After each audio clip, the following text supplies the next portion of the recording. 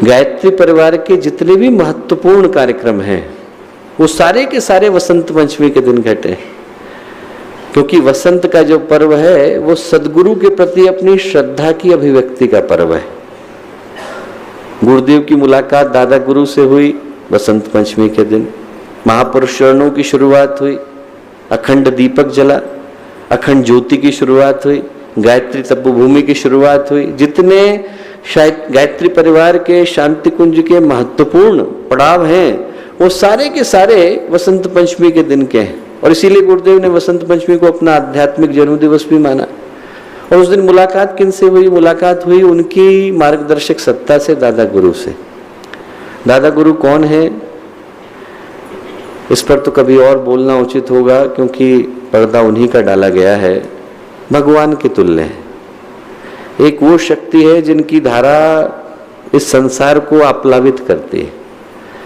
कभी आदमी बहुत ज्यादा कष्ट में हो और उनको याद करे तो उनकी उपस्थिति सुनिश्चित हो जाती है। वो शक्तियां हैं जिनके विषय में कोई चाहे तो भी नहीं बोल सकता।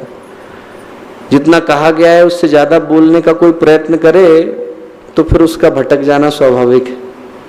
इसलिए उनके विषय में बोल पाने का अधिकार तो इस संसार में किसी को नहीं, पर वो दिव्य शक्ति है जो इस पूरी सृष्टि का आधार सुनिश्चित करते हैं।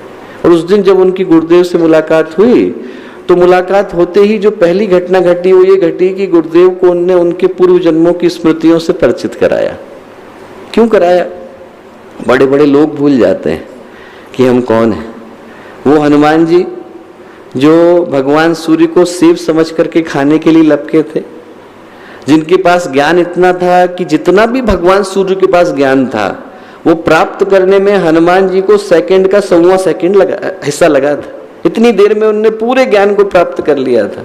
अतुलित बल के स्वामी उन हनुमान जी के अंदर इतनी ज्यादा ये भावना आ गई कि मैं किसी योग्य नहीं हूं, कि जब भगवान राम और भगवान लक्ष्मण उस पर्वत पर आए जहां पर वो सुग्रीव के साथ निवास कर रहे थे तो उनने ब्राह्मण का वेश धरा कि ये क्षत्रिय बालक हैं, ब्राह्मण के ऊपर हथियार नहीं उठाएंगे।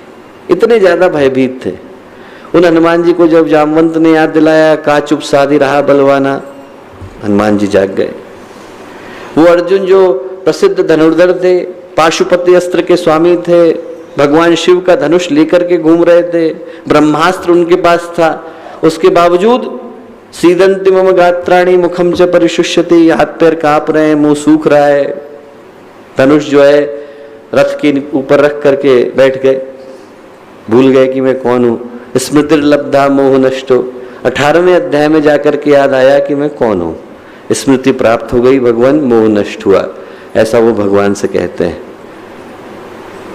भगवान हनुमान भूल गए, भगवान अर्जुन भूल गए, और तो और अवतार भूल गए।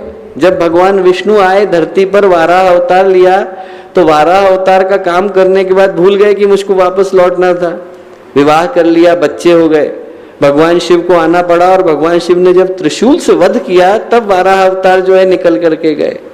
भगवान भूल जाते हैं अपनी लीला के कारण या अपने माया के कारण।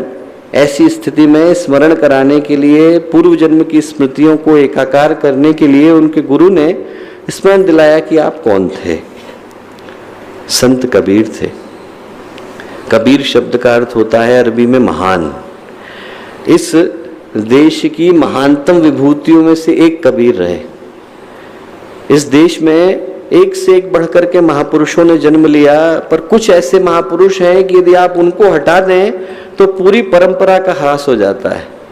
कबीर एक ऐसे व्यक्तित्व है कि ऐसे समय में आए जब समाज के अंदर कुत्सित विचारों का बोलबाला था, जाति भेद, धर्म भेद, वर्ण भेद, हर तरह के अंधविश्वास पनप रहे थे। ऐसे समय में आकर सब लोगों के लिए एक तरह के अध्यात्म की शिक्षा देकर, एक ऐसा व्यक्तित्व जिसको न किसी से भय था, न जिसको किसी से डर था, जिनको लोहे की सलाखों से बांधकर पानी के अंदर डाला गया तो चीते की खाल पर उठ करके ऊपर आ गए, जिनको इब्राहिम लोदी ने हाथी से कुचलवाया तो हाथी ने अपना रथ बदल लिया, रास्ता बदल लिया।